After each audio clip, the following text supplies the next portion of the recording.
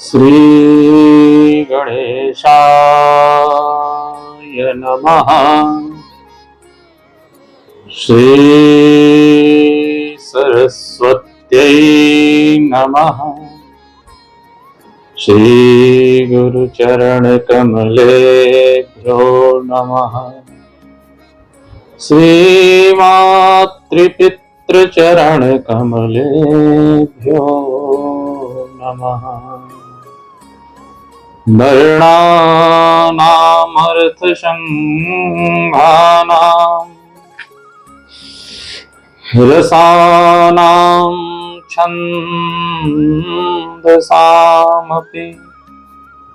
मंगलानां च कर्तारो वन्दे वाणी विनायको भवानी शंकरो वन्दे श्रद्धा विश्वासरूपिणो याभ्यां विना न पश्यन्ति सिद्धाः स्वान्तस्थमीश्वरम्। ध्येयं सदा परिभवग्नमभीष्टदोहम् तीर्थास्पदं शिवविरञ्चिनुतं शरण्यम्। भृत्यार्थिहं प्रणतपालभवाब्धिपोतम् वन्दे महापुरुषते चरणारविन्दम्। नारायणं नमस्कृत्य नरं चैव नरोत्तमम् देवीं सरस्वतीं व्यासं ततो जयमुदीरयेत्। भक्ति भक्त भगवंत गुरु चतुर्नाम वपुएक। इनके पद बंधन करो, इनके पद बंधन किए तो नासत विघ्न अनेक, नासत विघ्न अनेक। बोलिए शाम सदा शिवाय नमः। श्री नीलकंठाय नमः। श्री गुरुचरण कमलेभ्यो नमः। हरि शरणम हरि शरणम हरि शरणम। बोलिए भूत भावन भोलेनाथ की जय। बाबा मनकामेश्वर धाम की जय। विश्वनाथ धाम की जय। नमः पार्वती पतये हर हर हर महादेव। शांति शांति शांति शांति शांति शांति। सत्य सनातन धर्म के आधार स्तंभ सभी विद्वत वृंद, आचार्य वृंद और महादेव के चरणों के अनुरागी परम शिव भक्तों, मेरे मित्रों, मेरे अग्रजों, यह रास आप सबको जो जहां से भी श्रवण कर रहे हैं उन सबको इस दास का दंडवत प्रणाम है और सभी अपने अनुजों को स्नेहिल आशीर्वाद है।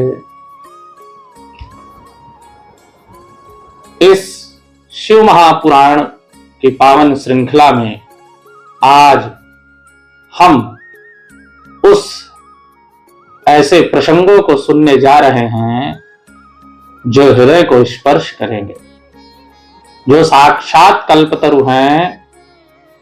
शिव पुराण की विद्वेश्वर संहिता केवल संग्रह नहीं है, यह जीव आत्मा को परमात्मा से मिलाने का परम सेतु है, एक ब्रह्मांडीय सेतु है। आज हम शिव महापुराण के मूल मंत्रों को जानने का प्रयास करेंगे। हम सब पार्थिव शिवलिंग, इसके पूर्व आप सुन ही चुके हैं। हम पार्थिव शिवलिंग के महात्म्य में प्रवेश करें उसके पहले पूर्व का आपको ध्यान करना जरूरी है। शिवलिंग के महात्म्य का वर्णन हम लोग सुन चुके हैं, अब उसके आगे हम लोग जा रहे हैं। अभी विद्वेश्वर संहिता ही चल रही है। पार्थिव शिवलिंग के पूजन का महात्म्य हम लोग जानेंगे। कामना भेद का विज्ञान, नैवेद्य भक्षण का महासत्य और बिल्व वृक्ष का देवालय स्वरूप कैसे मनुष्य को जीते जी साक्षात शिव बना देता है, इसको जानेंगे। इसीलिए तो बाबा ने प्रारंभ में ही लिखा, हमारे तुलसी बाबा ने, गोस्वामी जी ने, भवानी शंकरो वंदे श्रद्धा विश्वास रूपिणो याभ्याम विना न पश्यन्ति सिद्धा स्वांता स्थमीश्वरम। बिना श्रद्धा पार्वती जी और विश्वास अर्थात शिव के, कहने का मतलब श्रद्धा विश्वास बिना मां अम्बा पार्वती और शिव के बिना अपने भीतर बैठे परमात्मा को देखना असंभव है। और इसी श्रद्धा विश्वास को साकार रूप देने का माध्यम है कौन? हमारे पार्थिव महादेव, पार्थिव शिवलिंग। आइए हम सब अपनी चेतना को शिवमय करके दिव्य यात्रा में आगे बढ़ते हैं।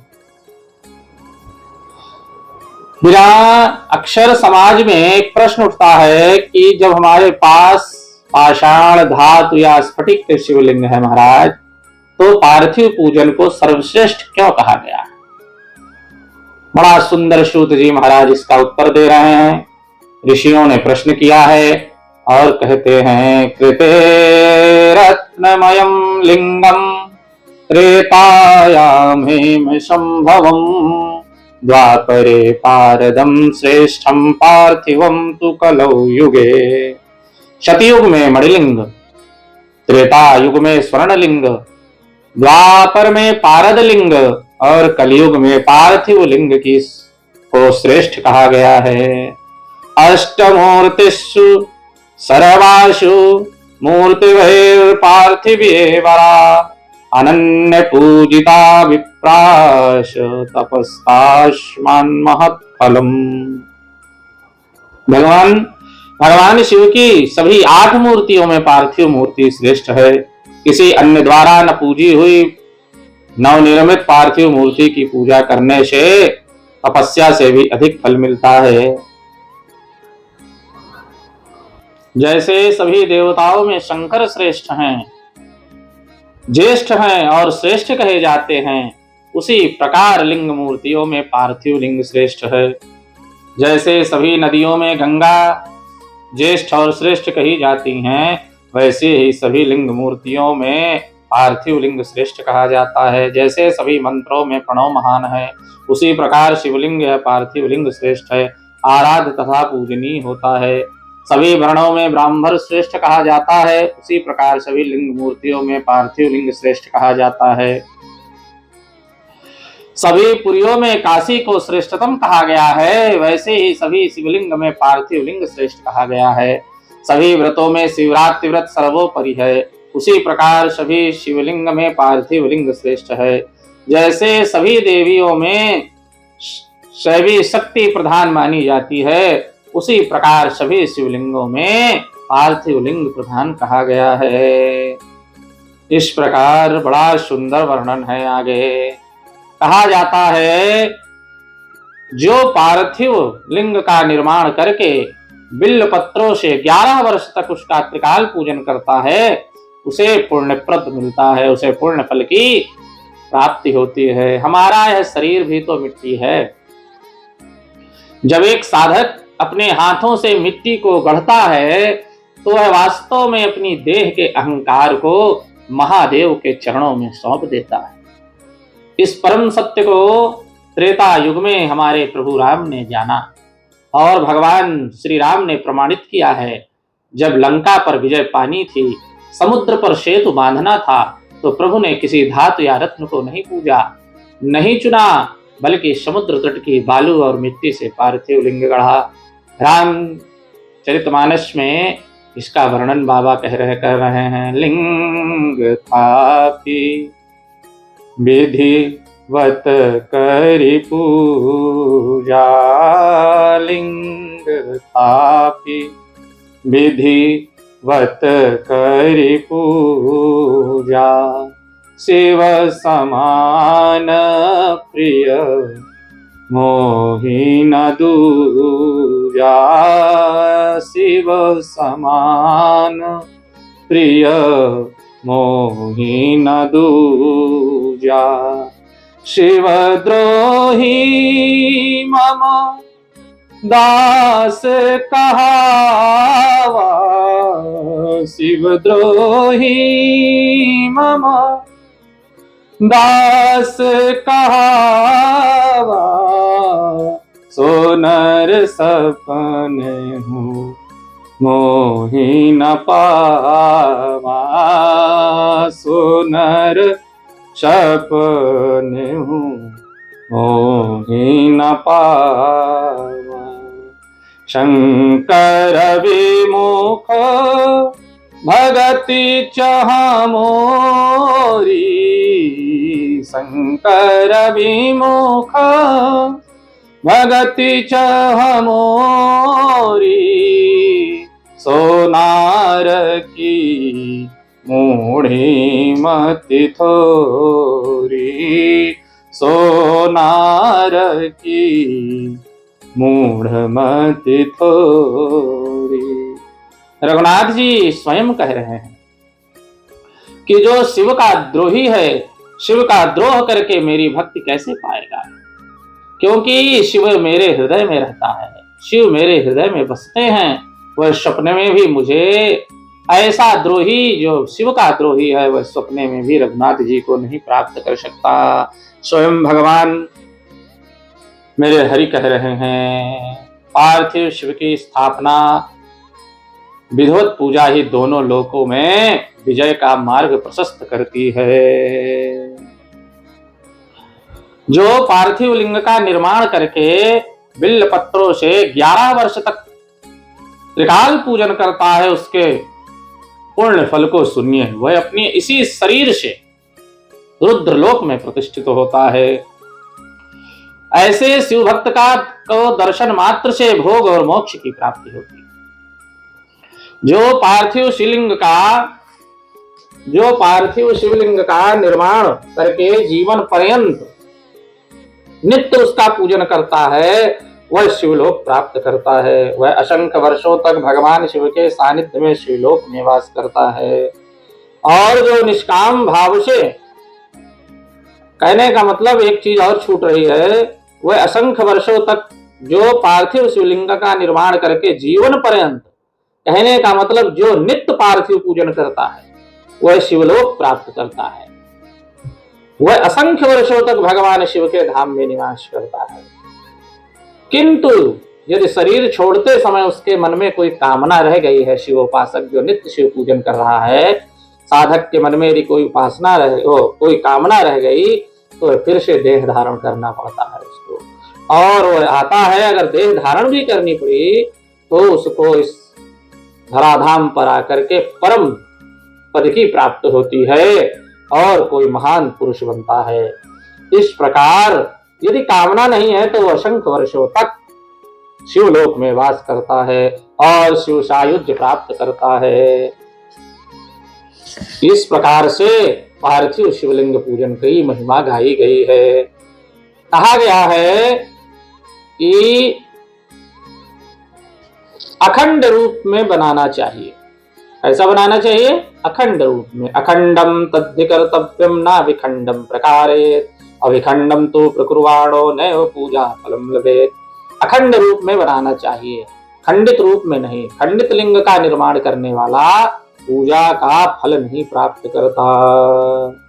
मणिलिंग, स्वर्णलिंग, अब हमको लोगों को जानना है कि कौन से शिवलिंग अखंडित होते हैं।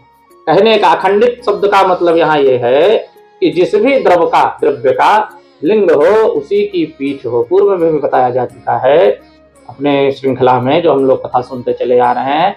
अब तो यहाँ विशेष रूप से बताया जा रहा है कि लिंग जिस द्रव्य का हो, जैसे स्फटिक का लिंग है तो पीठ भी, जलहरी भी स्फटिक की होनी चाहिए। अब हमें जानना है, अब हम आगे जान रहे हैं, बताने जा रहे हैं कि कौन कौन से शिवलिंग अखंड होते हैं, माने खंडित नहीं होते। खंडित न होने का मतलब कि एक साथ एक ही द्रव्य के बने होते हैं। कौन कौन से हैं? मणिलिंग, अगर मणि का लिंग है तो जिस मणि का शिवलिंग भी और मणि का ही जलहरी हो। स्वर्णलिंग हो तो पूरा सोने का ही हो, जलहरी भी सोने की है और लिंग भी सोने का हो। पारद लिंग हो माने पारे का लिंग हो और पारे की ही जलहरी हो। स्फटिक लिंग भी उसी तरह हो। पुष्पराग लिंग, पुष्पराग से पुष्प का लिंग मत समझ लेना। पुष्पराग का मतलब होता है पुखराज, जो बृहस्पति का रत्न है पुखराज। तो उसी रत्न का, पुखराज के रत्न का शिवलिंग भी हो और उसी से बनी हुई जलहरी पीठ भी हो। और पार्थिव लिंग भी मिट्टी से ही बना लिंग हो और उसी से बना हुआ माँ की पीठ हो, माने पराम्बा जगदम्बा जो जलहरी के रूप में है। इससे क्या होता है कि शिव और पार्वती का संग संग पूजन होता है। यह अखंड शिवलिंग नहीं होने चाहिए। किन किन चीजों के, फिर सुन लीजिए। मणिलिंग, स्वर्णलिंग, पारद लिंग, स्फटिक लिंग, पुष्पराग लिंग और पार्थिव लिंग अखंड ही बनाना चाहिए। वेदिका भगवती महाविद्या का रूप है और लिंग भगवान महेश्वर का स्वरूप है। इसलिए लिंगों में वेदिका युक्त द्विखंड लिंग ही श्रेष्ठ माना गया है।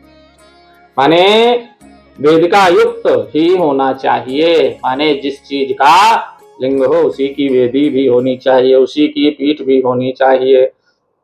बोलिए भक्त वत्सल भगवान की जय। विप्रे गौरा स्मृता श्रोणा बाहुजे पीत वर्ण का वैसे कृष्णा पाद जाते अथवा यत्र या भवेत। अब हम सब शिव पुराण के उस गुप्त विज्ञान को जानेंगे जिसे हमारे तपस्वी पंडित अनुष्ठानों में प्रयोग करते हैं। मिट्टी का केवल भौतिक महत्व नहीं है, बल्कि उसके रंग और उसकी प्रकृति का हमारी अंतः चेतना और मनोकामना से सीधा संबंध है। विषयों ध्यान से सुनो, विद्युत जनों, मिट्टी लाकर सीधे शिवलिंग नहीं बनाना चाहिए। पहले उस मिट्टी को शुद्ध करना होता है। मिट्टी में गंगा जल, गाय का पंचगव्य मिलाकर उसे शुद्ध करना चाहिए। यदि संतान की इच्छा है तो मिट्टी में थोड़ा मक्खन या दूध मिलाएं। यदि कर्ज से मुक्ति चाहिए, ध्यान से सुन लीजिए, फिर कहिए कि उपाय नहीं बताया गया। उपाय ही है और प्रमाणिक उपाय है, कोई टोना टुटका नहीं है ये। यदि संतान की इच्छा है तो नित्य प्रति पार्थिव पूजन जो करिए, उसमें मिट्टी में थोड़ा मक्खन या दूध मिलाएं। कौन सा दूध? कपिला गाय का। और यदि कर्ज से मुक्ति चाहिए तो मिट्टी में शहद और काले तिल मिलाकर शिवलिंग बनाएं। जब इस शास्त्रीय विधि से शिवलिंग बनता है तो भाग्य की उल्टी रेखाएं भी सीधी हो जाती हैं। मां जान लीजिए। बोलिए भक्त वत्सल भगवान की जय। अब यहाँ मिट्टी किसको किस प्रकार की लानी चाहिए उसका वर्णन है, जल्दी से सुन लें। ब्राह्मण के लिए श्वेत, क्षत्रिय के लिए लाल, वैश्य के लिए पीली और चतुर्थ वर्ण के लिए काली मिट्टी से शिवलिंग बनाने का विधान है। अंत में यदि ऐसा संभव है कि जो जिसको चाहिए वो मृत्तिका नहीं मिल रही है तो लिखा है जो मिट्टी मिल जाए उसी से शिवलिंग बनाए। इस संसार में कोई भी विपदा आ जाए, कोई भी ग्रह दशा आ जाए, यदि हमारे त्रिपुरारी महेश की कृपा है तो कोई हमारा कुछ भी बिगाड़ नहीं सकता। केवल कालों के काल महाकाल में ही ये सामर्थ्य है जो भावी भी मेट सकते हैं। भावी हो मेट सके त्रिपुरारी, साफ साफ बाबा कहते हैं कि यदि कोई समर्थवान देव है। तू कौन है? वह महादेव ही हैं, देवों के देव महादेव ही हैं, जो भावी भी मिटा सकते हैं। माने अनहोनी को होनी कर सकते हैं और होनी को अनहोनी कर सकते हैं, इसमें तनिक भी संशय नहीं है। इस प्रकार भगवान सूत जी ने ऋषियों को पार्थिव के लिए किस प्रकार मिट्टी का चयन करना चाहिए, किस प्रकार मिट्टी का निर्माण करना चाहिए, उसका वर्णन किया है।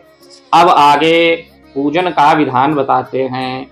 पूजा के लिए यहाँ वर्णन है कि जो वैदिक पंडित लोग हैं, जो यज्ञोपवीतधारी लोग हैं, जो नित्य संध्या वंदन आदि क्रियाकर्म करते हैं और नित्य यज्ञोपवीत का नियम पालन करते हैं, ऐसे वैदिक ज्ञानी शुद्ध उच्चारण करने वाले आचार्य गण तो वैदिक रीति से, वैदिक विधान क्रम जो बताया गया है पूजा से, उससे भगवान पार्थिव का प्रतिष्ठा आदि पूजन करें। किंतु जो हमारे सामान्य जन हैं वो क्या करें? उनके लिए बहुत ही सूक्ष्म पूजन बताया गया है और फल उसी प्रकार का है। हे ब्राह्मणों, यह जो वैदिक विधि से पूजन का क्रम बताया गया है, इसका पूर्ण रूप से आदर करता हुआ मैं पूजा की एक दूसरी विधि बता रहा हूं। कहने का मतलब वैदिक पूजा तो दिव्य है ही, लेकिन उसके लिए अधिकारी होना आवश्यक है, और यदि ये संभव नहीं है तो बहुत दिव्य यहाँ सरलतम विधि बताई जा रही है, सर्वसाधारण के लिए उपयोगी है और उत्तम भी है। पार्थिव लिंग की पूजा भगवान शिव के नामों से बताई गई है। वह पूजा संपूर्ण अभीष्टों को देने वाली है। अब उसको ध्यान से सुनिए आप लोग। हर, महेश्वर, शंभु, शूलपाणी, पिनाकधृक, शिव, पशुपति और महादेव, ये क्रमशः शिव के 8 नाम हैं। इनमें से प्रथम नाम के द्वारा ओम हराय नमः का उच्चारण करके पार्थिव लिंग बनाने के लिए मिट्टी का चयन करिए, मिट्टी को लीजिए। फिर दूसरे नाम अर्थात महेश्वराय नमः का उच्चारण करके लिंग का निर्माण करें, और फिर ओम संभवे नमः बोलकर उस पार्थिव लिंग की प्रतिष्ठा करें। फिर ओम शूलपाणये नमः कहकर उस पार्थिव लिंग में भगवान शिव का आवाहन करें। ओम पिनाकदृशे नमः कहकर उस शिवलिंग को स्नान करावें, नहलाएं। ओम शिवाय नमः बोलकर उसकी पूजा करें। फिर ओम पशुपतये नमः कहकर क्षमा प्रार्थना करें, और अंत में महादेवाय नमः, अंत में ओम महादेवाय नमः कहकर आराध्य देव का विसर्जन करें।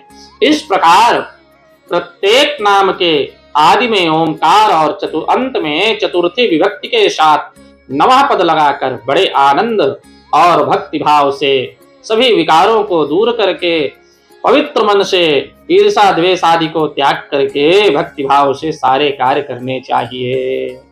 बड़ा ही सुंदर भगवान का पूजन का सरलतम विधान यहाँ बताया गया है भक्तों, इसलिए इसको तनिक भी न चूकें और कल से ही प्रारंभ करें पार्थिव पूजन, तो भैया आनंद ही आनंद आएगा और श्रद्धा विश्वास की उत्पत्ति होगी।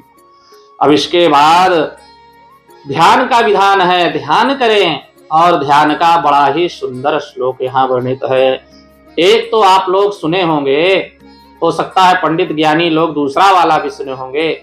एक तो बड़ा चिर परिचित है, सब जानते हैं, अक्सर अभिषेक आदि में पंडित जी लोग उसको पढ़ते हैं, लेकिन उससे पहले एक श्लोक बड़ा सुंदर आया है। कैलास पीठा सन्मध्य संस्थम भक्ते सनन्दादिभिरर्च्यमानम् भक्तैः सनन्दादिभिरर्च्यमानम् भक्तादिदावानलमप्रमेयम् भक्तार्तिदावानलमप्रमेयम् ध्यायेदुमालिङ्गितविश्वभूषणम् ध्यायेदुमालिंगित विश्वभूषणम्। कैलाश पर्वत पर एक सुंदर सिंहासन के मध्य भाग में विराजमान है बाबा हमारे। सनंदादि भक्तों से पूजित हैं। भक्तों के दुख रूप दावा नल को नष्ट कर देने वाले अप्रमेय उमा के साथ समासीन हैं तथा विश्व के भूषण स्वरूप भगवान शिव का चिंतन करना चाहिए। भगवान महेश्वर का प्रतिदिन इस प्रकार ध्यान करना चाहिए। इस प्रकार कैलास पीठा शन मध्य संस्थम। भगवान महेश्वर का ध्यान कैसा है? अंग क्रांति चांदी के पर्वत की भांति गौर हैं। और कैसे हैं? वे अपने मस्तक पर मनोहर चंद्रमा का मुकुट धारण करते हैं। रत्नों के आभूषण धारण करने से उनका श्रीअंग और भी उद्भासित हो उठा है। ध्याये नित्यम महेशम रजत गिरिनिभं चारु चंद्रावतंसम रत्नाकल्पोज्ज्वलांगम परशुमृगवराभीतिहस्तं प्रसन्नम् पद्मासीनं समन्तास्तुतममरगणैर्व्याघ्रकृत्यं वसानं विश्वाद्यं विश्वबीजं निखिलभयहरं पंचवक्त्रं त्रिनेत्रम्। मस्तक पर मनोहर चंद्रमा का मुकुट धारण है। रत्नों के आभूषण धारण करने से उनका श्रीअंग और भी उद्भासित हो उठा है। उनके चारों हाथों में क्रमशः परुष, मृग मुद्रा, वर एवं अभय मुद्रा सुशोभित है। वे सदा प्रसन्न रहते हैं और वर एवं अभय मुद्रा को से प्रदर्शित रहते हैं। कमल के आसन पर बैठे हुए हैं। देवता लोग चारों ओर ध्यान करिए। इसको सुनते समय नेत्र बंद रखिए और बड़े सुंदर भाव से एक एक शब्द को अपने मन में बिठाएंगे तो नेत्रों में साक्षात भगवान शिव का स्वरूप उतर आएगा। इतना सुंदर ध्यान है। परशु मृग मुद्रा है, वर एवं अभय मुद्रा से सुशोभित हैं भगवान हमारे। वे सदा प्रसन्न रहते हैं। कमल के आसन पर बैठे हुए हैं। देवता लोग चारों ओर खड़े होकर उनकी स्तुति कर रहे हैं। उन्होंने वस्त्र के रूप में व्याघ्र चर्म धारण किया है। क्या धारण किया है? व्याघ्र कृत्रिम वसानम, व्याघ्र चर्म धारण कर रखा है। वे इस विश्व के आदि हैं, बीज रूप हैं, सबका समस्त भय हर लेने वाले हैं। उनके 5 मुख हैं और प्रत्येक मुखमंडल में 3-3 नेत्र हैं। बोलिए भूत भावन भोलेनाथ की जय, वैद्यनाथ धाम की जय। इति धात्वा च संपूज्य पार्थिवं लिंगमुत्तमं जपेत् पंचाक्षरं मंत्रं गुरुदत्तं यथा विधि। इस प्रकार ध्यान करके भगवान का उत्तम पार्थिव लिंग का पूजन करके गुरु के दिए हुए पंचाक्षर मंत्र का विधि पूर्वक जप करें और शत्रुद्री आदि का पाठ करें। तत्पश्चात अंजलि बना ले। अंजलि माने इस प्रकार अक्षत और फूल लेकर उत्तम भक्ति भाव से भगवान की प्रार्थना करेंगे। तावकस्त्वद्गुणा प्राणास्त्वच्चित्तो हम सदा मृड कृपानिधेति ज्ञात्वा भूतनाथ प्रसीद मे, भूतनाथ प्रसीद मे। अहं पापी महानद्य पावनश्च भवान् महान् इति विज्ञाय गौरीश यदि इच्छसि तथा कुरु। हे गौरीनाथ, मैं इस समय महान पापी हूँ।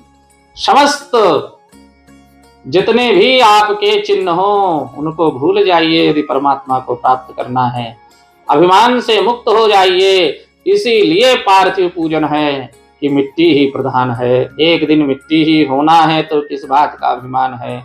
इस अभिमान शून्य होकर बाबा के शरणागत होकर के बोलिए, हे गौरीनाथ, मैं इस समय महान पापी हूँ और आप सदा से ही परम महान पतित पावन हैं। इस बात का विचार करके आप जैसा चाहो नाथ वैसा करो, जाहि विधि राखो राम, ताहि विधि रहे है ना। माने जाहि विधि राखी है राम, ताहि विधि तो रहना है।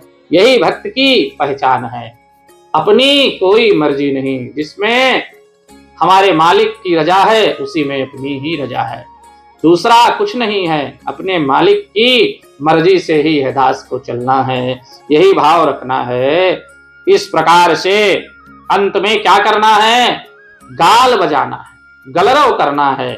गलरव माने गाल बजाना। क्यों गाल बजाना भाई? क्योंकि भगवान इससे बहुत प्रसन्न होते हैं। कथा क्या है, जब एक बार भगवान शिव के पाप से महाराज दक्ष को बकरे का मुख मिला, दंड के कारण शिव अपराध हो गया था उनसे, तो बकरे का मुख मिला, तो फिर भगवान की स्तुति गाते हैं। तो बकरा श्लोक तो पढ़ेगा नहीं संस्कृत का, तो उसने अपने ही वाणी में जो भी बोला बड़बड़ बड़बड़, तो उस वाणी को सुनकर बाबा प्रसन्न हो गए।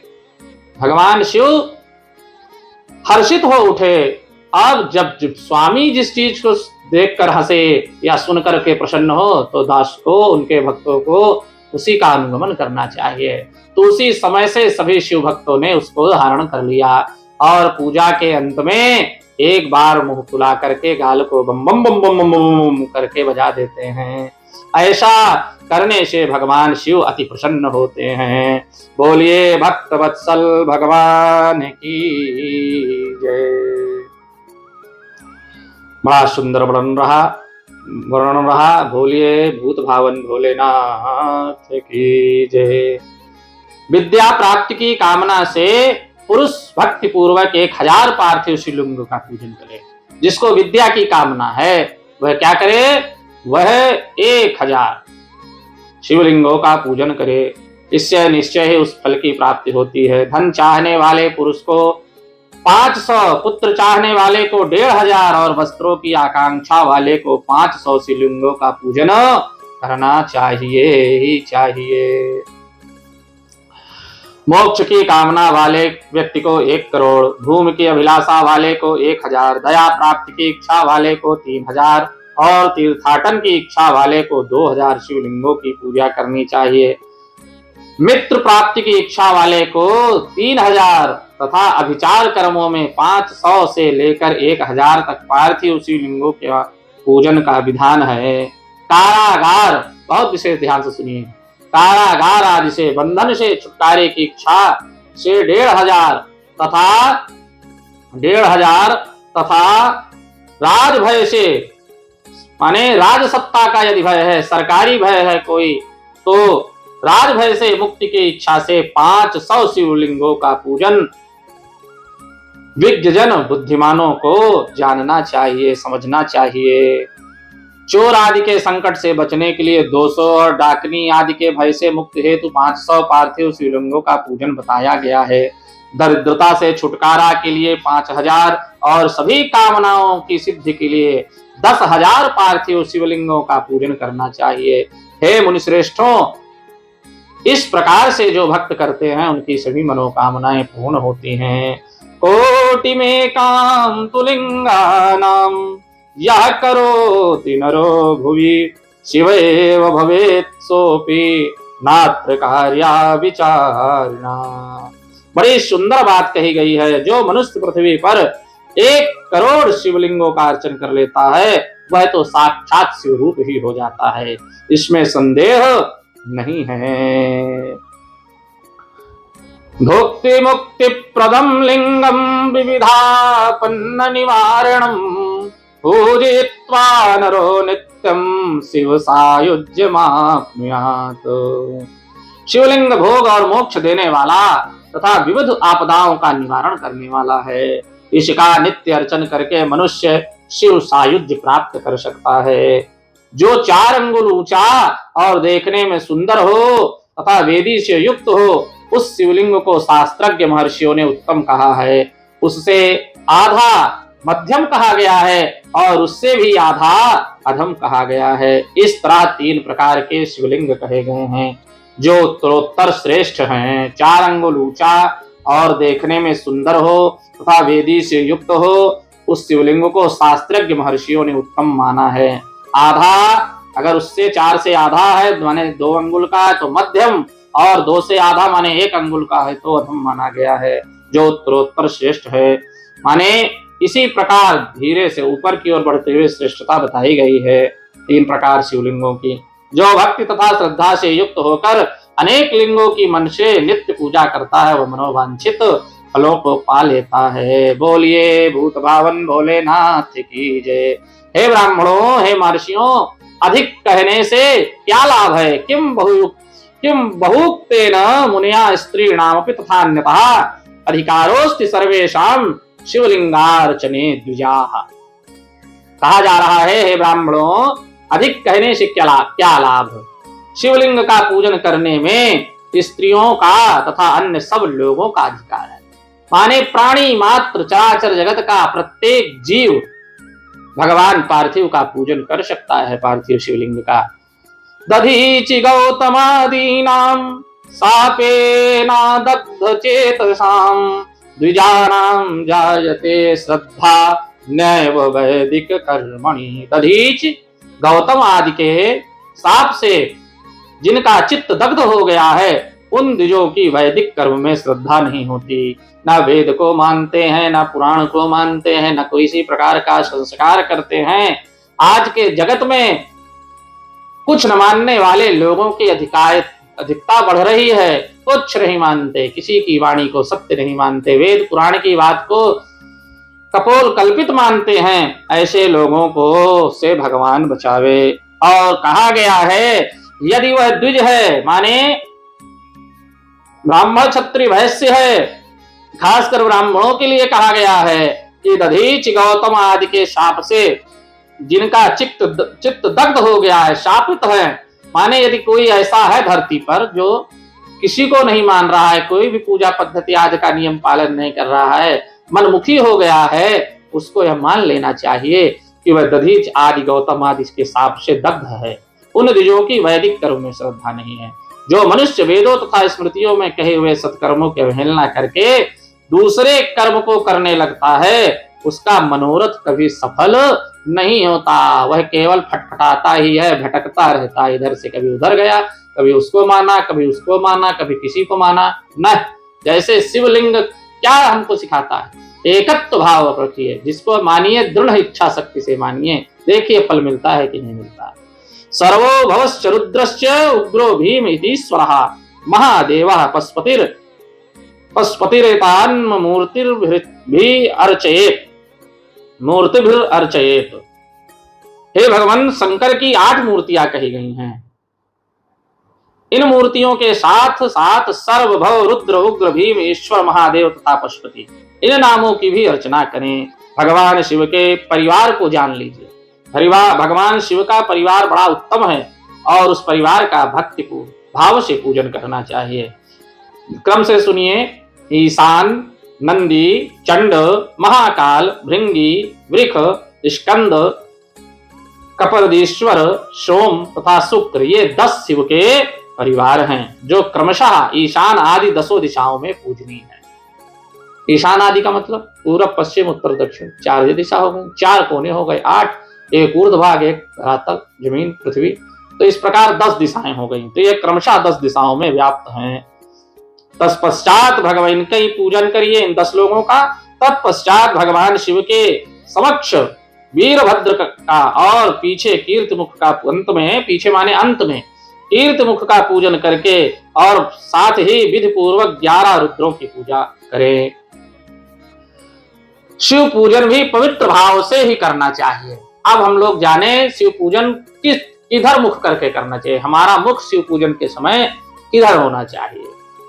शिव पूजन करते समय सदा उत्तराभिमुख होकर ही करना चाहिए। माने पूजन करने वाले का मुख उत्तर होगा तो श्रेष्ठ है।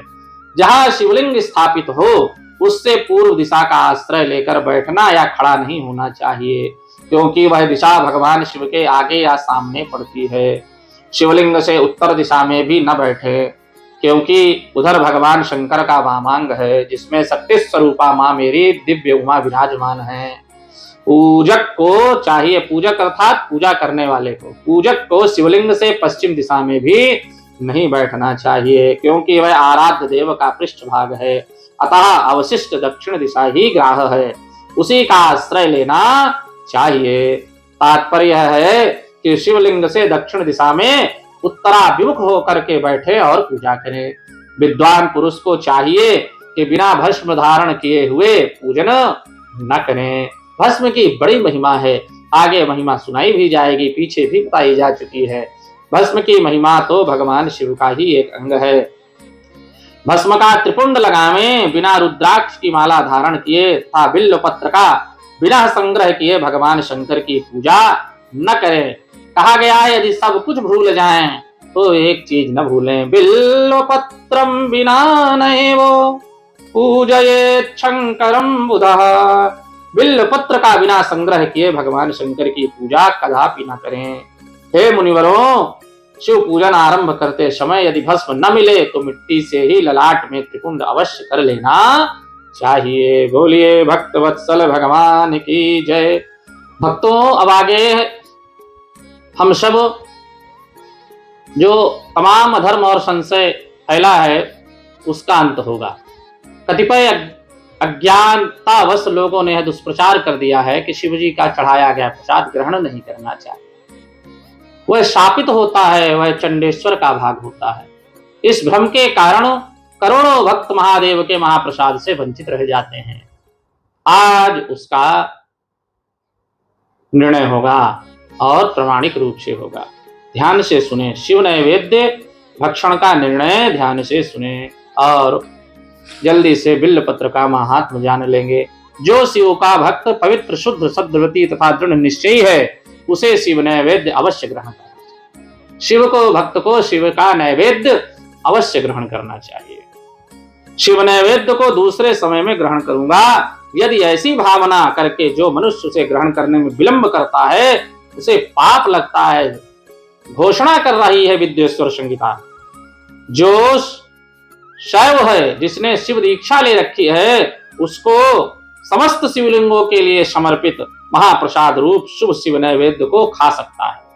कहने का मतलब, जिसने गुरु से शिव मंत्र की दीक्षा ले रखी है वह समस्त शिवलिंगों में जो चढ़ा प्रसाद है उसको खा सकता है, उसमें कोई संशय नहीं है। हे ब्राह्मणों, शालग्राम में उत्पन्न शिवलिंग माने शालग्राम शिला से जो उत्पन्न शिवलिंग है, रसलिंग माने जो पारद लिंग है, पाषाण लिंग है, रजत लिंग है, स्वर्ण लिंग है, देवे और सिद्ध मुनियों के द्वारा जो प्रतिष्ठित शिवलिंग है। ध्यान से सुनते जाइए।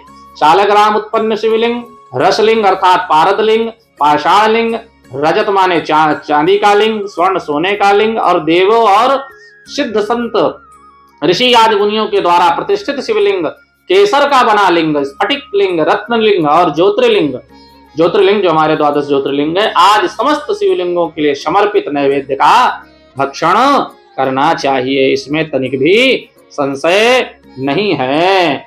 बाणलिंग, लौहलिंग, सिद्धलिंग, स्वयंभूलिंग और अन्य समस्त प्रतिमाओं में चंड का अधिकार नहीं होता, जिसको कह करके हम लोगों को भयभीत किया जाता है। तो भैया चंड का अधिकार होता तो है, क्योंकि लेकिन कहाँ होता है, किस लिंग पर होता है, वो जानने लायक है। ये जो लिंग मैंने बताए इसमें कोई भी चंड का अधिकार नहीं है, इनका प्रसाद पाया जा सकता है। लेकिन जो कहीं से भी पत्थर ला करके गढ़ गुड़ के शिवलिंग बना दिया जाए सामान्य पत्थरों का, वो चंड का, उस पे जो प्रसाद चढ़ता है उसको नहीं पाना चाहिए, उस पे चंड का अधिकार होता है। चंड भगवान शिव के गण हैं, ये कथा सुन लीजिए। चंड भगवान शिव के गण हैं। एक बार चंड से भगवान शिव प्रसन्न हो गए तो कहा, मांगो बेटा क्या चाहिए। तो चंड ने कहा, भगवान आप पर जो सामग्री चढ़े सब हमारी। तो भगवान ने कहा, नहीं भाई ये गलत बात है, और भी तो भक्त हैं कि लाइन में। तो फिर भगवान ने नियम बताया कि भैया ऐसे ऐसे जो होगा वो तुम्हारा होगा, और इस प्रकार से जो होगा वो हमारे अन्य भक्तों का होगा।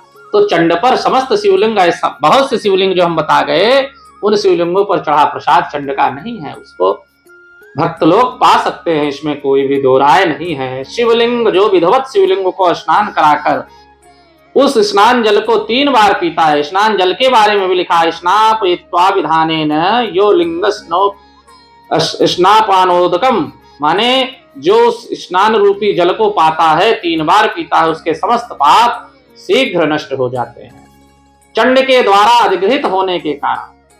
ध्यान से सुनिएगा, शिव नैवेद्य पत्र पुष्प फल और जल यह सब सालग्राम शिला के स्पर्श से पवित्र हो जाता है। कहने का मतलब, यदि शिवलिंग कहीं स्थापित है, नीचे शालिग्राम की प्रतिमा है या मूर्ति कुछ रखी है और वो बहकर या स्पर्श हो गया शालिग्राम से किसी भी बहाने, तो वह प्रसाद भी पवित्र हो जाता है, यानी कि शालिग्राम को स्पर्श करा करके पा सकते हैं। इस प्रकार से नैवेद्य भक्षण का विधान बताया गया है। चंड का अधिकार कहाँ है? वही शिवलिंग को बस नहीं पाना चाहिए उस प्रसाद को जिसमें चंड का अधिकार हो। नैवेद्य का भक्षण मनुष्य को नहीं करना चाहिए। क्यों नहीं करना चाहिए? जो चंड का माने, चंड मैंने बताया जो पाषाण सामान्य पत्थर को बना दिया जाता है शिवलिंग, उसी पर चंड का अधिकार है। जहां चंड का अधिकार हो वहां शिवलिंग के लिए समर्पित नैवेद्य का भक्षण मनुष्य को नहीं करना चाहिए, और जहां चंड का अधिकार न हो वहां भक्ति पूर्वक भक्षण करना चाहिए। ठीक। और जो शिव भक्त है, जिसने शिव मंत्र की दीक्षा ले रखी है, वो किसी भी शिवलिंग का प्रसाद बड़े प्रेम से पा सकता है। बोलिए भक्त वत्सल भगवान की जय। पार्थिव शिवलिंग पर चढ़ाया गया प्रसाद का एक एक अन्न का दाना, पंचामृत, सब भगवान शिव का प्रसाद है, अमृत है। इसे जो सपरिवार ग्रहण करता है उसके घर में कभी अकाल मृत्यु और दरिद्रता प्रवेश नहीं करती। राम नाम कलि काम तरु और राम भगति सुरधेनु, अवे कहूं अक्षर सुमिरत मिटत सकल भवफेनु। जहां महादेव का नाम और उनका प्रसाद अंतःकरण में जाएगा ना मित्रों, भक्तों, तो भीतर की सारी मलिनता बाहर आ जाएगी। भक्त वत्सल भगवान की जय। अब हम सबने प्रसाद नैवेद्य भक्षण के बारे में जाना। अब इस भाग के आखिरी में हम लोग बिल्व पत्र का अलौकिक महात्म्य जानते हैं। शीघ्रातिशीघ्र सुन लीजिए। बिल्व पत्र में साक्षात शिव का वास है। महादेव औढ़र दानी हैं। वे राजा कुबेर के धन से प्रसन्न नहीं होते, वे सोने के महलों से प्रसन्न नहीं होते, वे तो केवल एक साधारण से वनस्पति पत्र, एक बिल्व पत्र से, अखंड बिल्व पत्र जो चढ़ा दे उसी से भगवान उसी के वशीभूत हो जाते हैं। इसमें तनिक भी संशय नहीं है। बोलिए भक्त वत्सल भगवान की जय। पुण्य तीर्थात्मकं सर्वं बिल्वमूलं महामते, अबिल्वमूले सदा तिष्ठन् महादेवः शिवः स्वयं, यः करोति महामर्त्यो बिल्वमूले शिवार्चनं, सा सर्वयज्ञ पुण्यात्मा शिवलोके महीयते। हे ऋषियों, बिल्व वृक्ष का जो मूल है वह इस ब्रह्मांड के समस्त तीर्थों का केंद्र है। बिल्व वृक्ष की जड़ में साक्षात देवाधिदेव महादेव सर्वदा विराजमान होते हैं। जो भाग्यशाली मनुष्य बिल्व वृक्ष की जड़ के पास बैठकर साक्षात शिव का पूजन करता है, वह वहां जल अर्पित करता है, उसे पृथ्वी के समस्त यज्ञों और महादानों का फल एक साथ शिव दे देते हैं।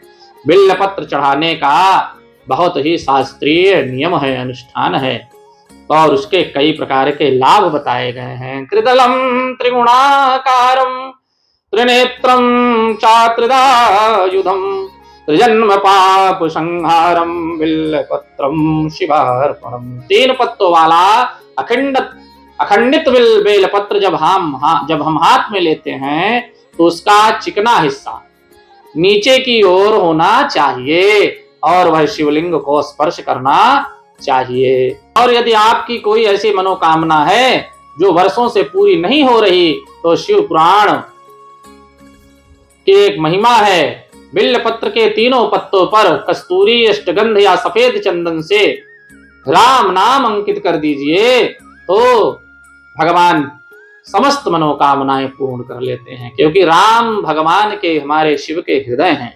और जब उस बिल्व पत्र पर राम लिखकर आप शिव पर चढ़ाएंगे तो सोचिए भक्त के ऊपर उसके भगवान कृपा कर रहे हैं। भगवान का चरणोदक मान करके शिव उस राम नाम को अपने ऊपर धारण करते हैं और बहुत ही उस भक्त पर प्रसन्न होते हैं जो राम नाम लिखा बिल्वपत्र चढ़ाता है।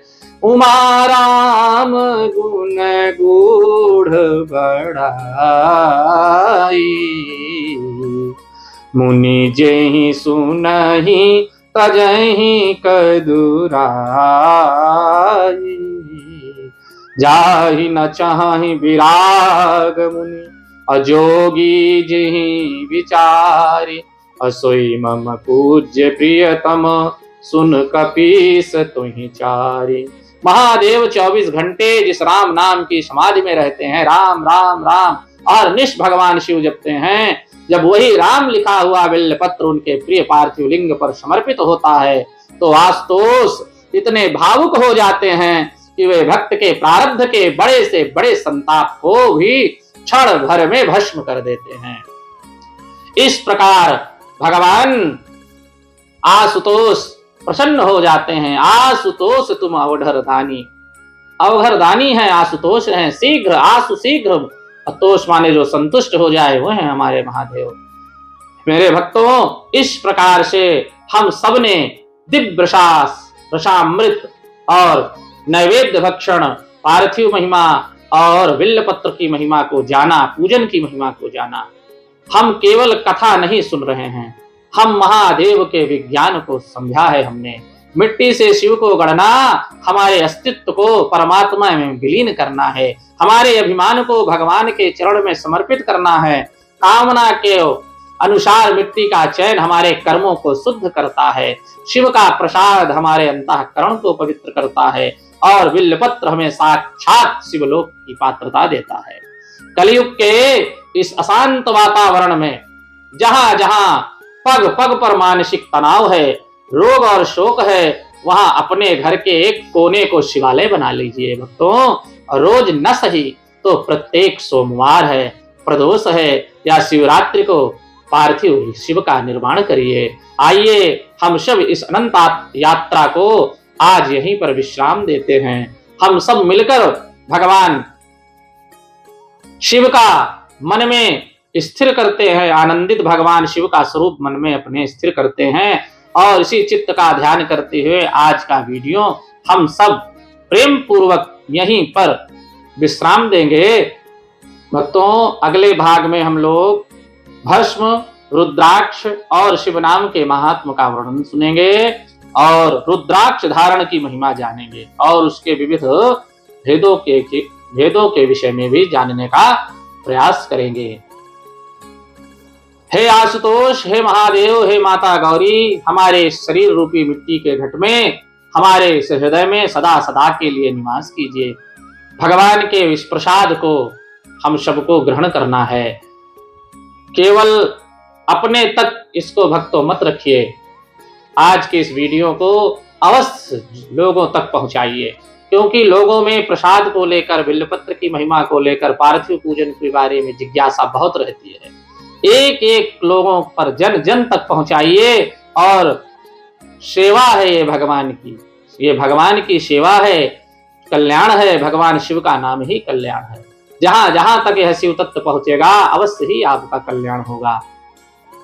इसे अपने कुल के पंडितों तक, अपने मित्रों तक और हर उस सनातनी भाई तक शेयर करिए, साझा करिए और इस दास के चैनल को सब्सक्राइब करने की प्रेरणा दीजिए, जिससे कि हमें और आपको बार बार उन लोगों तक भेजने की जरूरत न पड़े और उन्हें जैसे ही कोई चीज इस चैनल पर आवे उन्हें प्राप्त हो जाए। भेजिए तो आपका कल्याण तो होगा ही, अगर सब्सक्राइब करेंगे तो उन्हें तत्काल सूचना प्राप्त हो जाएगी। और जो भ्रम उनके अंदर बैठा है या हमारे और आपके अंदर बैठा है, उस अंधकार में हम लोग जो जी रहे हैं या वो लोग जो जी रहे हैं, ज्ञान का दान ही सबसे बड़ा दान है। उस अंधकार को दूर करिए, आपके इस एक शेयर से उनका अंधकार दूर होगा। आइए महादेव के चरणों में साष्टांग दंडवत करके हम सब आज यहीं विश्राम करेंगे और इस कथा को विश्राम देंगे। ओम शांति शांति शांति। नमः पार्वती पतये हर हर महादेव।